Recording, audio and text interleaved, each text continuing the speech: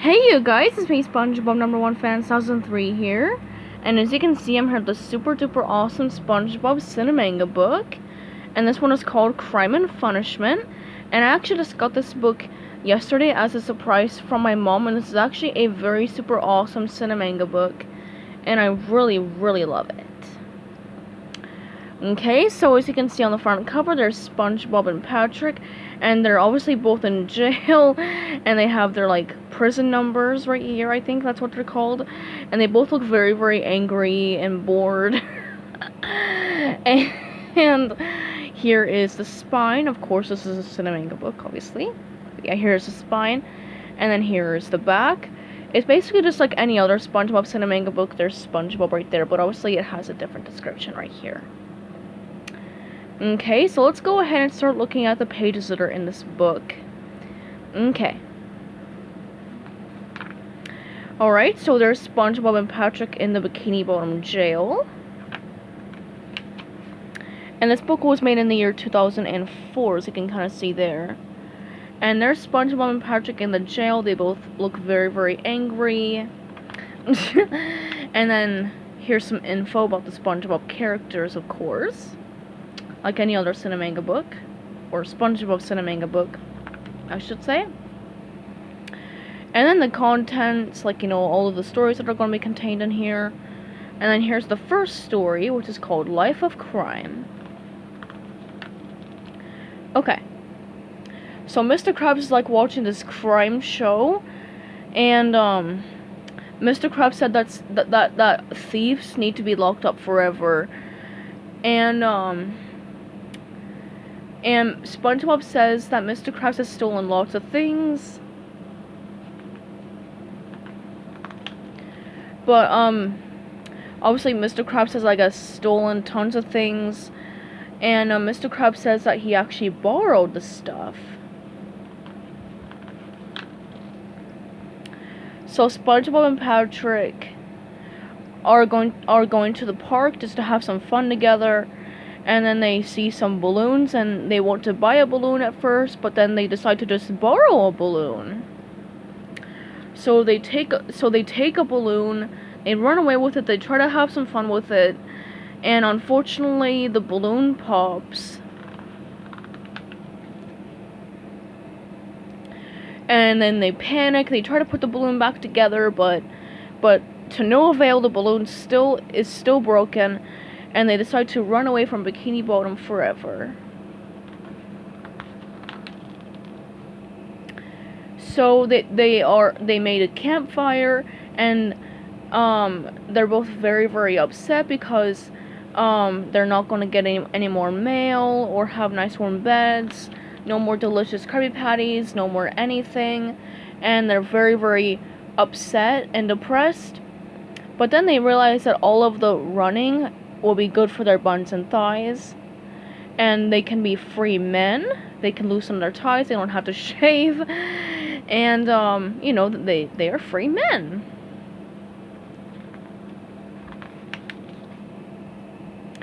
And then they start to get hungry, and SpongeBob has some candy bars, which Patrick just calls rectangles.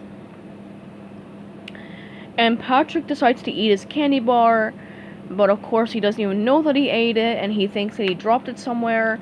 And then he thinks that SpongeBob stole his candy bar.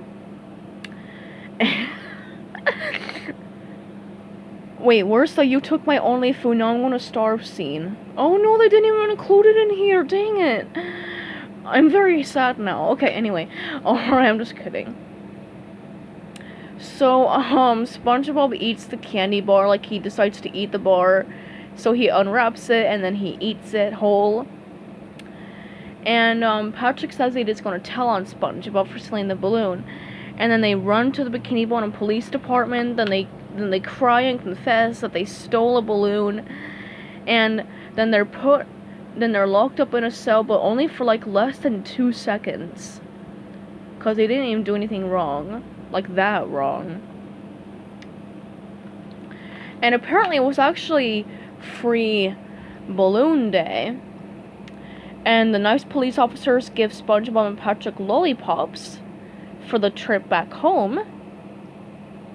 And then Patrick eats his entire lollipop and he says, "Alright, which one of you flatfoot stole my lollipop?" Alright, and then here's the second story called No Free Rides.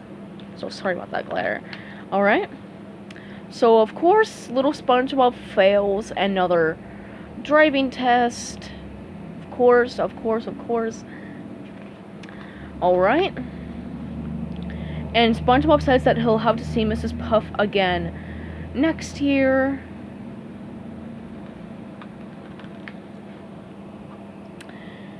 And Mrs. Puff decides to give SpongeBob extra credit so he can graduate. And Mrs. Puff tells SpongeBob that he just has to write a very simple little essay, but SpongeBob's pencil breaks. And then he sharpens it and it breaks again. And Mrs. Puff gives SpongeBob a pen and SpongeBob writes his essay. But then he decides to change his mind for what he learned.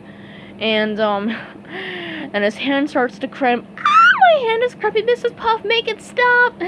So, then... And SpongeBob's essay literally rips in half. And Mrs. Puff said, "You pass! You pass!" And, she gave SpongeBob his driver's license. And SpongeBob is very happy. And he's a new driver in Bikini Bottom. And Mrs. Puff imagines SpongeBob damaging lots of stuff. And Mrs. Puff is in real big trouble. And then she goes back home. Well, she's in trouble in her dream. Or her nightmare. And she goes home to have the rest of her pasta. And SpongeBob and his mom and dad surprise Mrs. Puff with a big, huge cake. And SpongeBob's mom and dad surprised their son with a new boat. And SpongeBob was so happy that he literally collapses into the cake.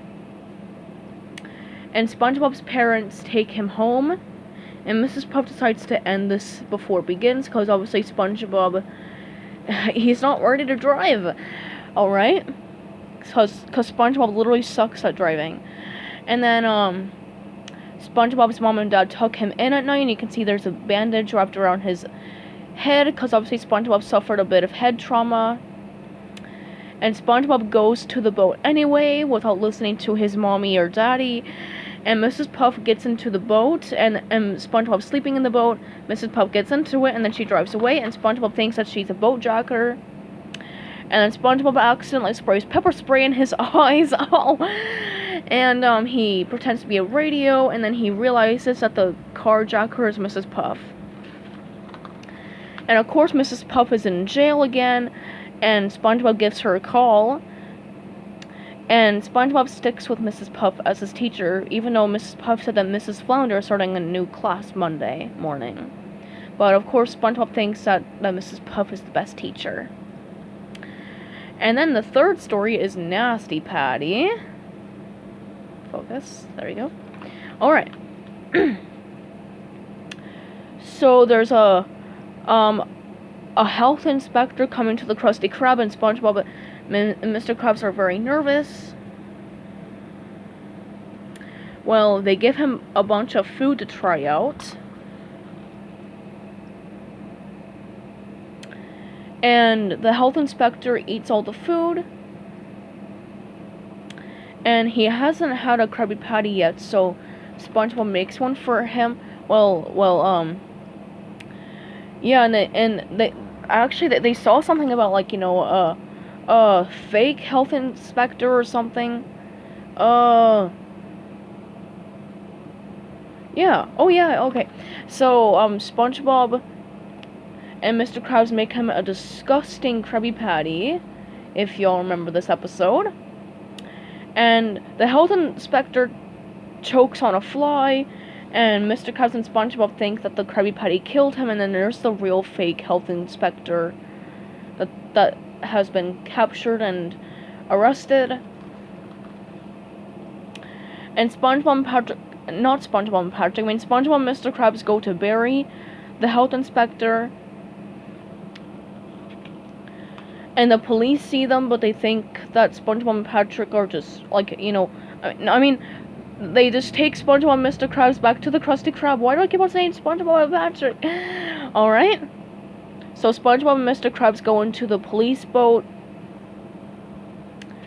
and then they're driven back to the Krusty Krab, and SpongeBob does the really dark deed that Mr. Krabs tells him to do. And then the female police officer really wants some ice for her soda. And they see the zombie or the health inspector.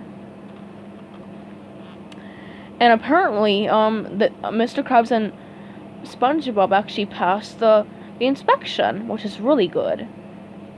Alright, and then the final story, which is Super Friends. So Mermaid Man and Barnacle Boy are at the Krusty Krab, and Mermaid Man orders a pipsqueak patty for Barnacle Boy, and SpongeBob and all of his friends, I guess, make fun of Barnacle Boy, well, except for SpongeBob. And then Barnacle Boy decides to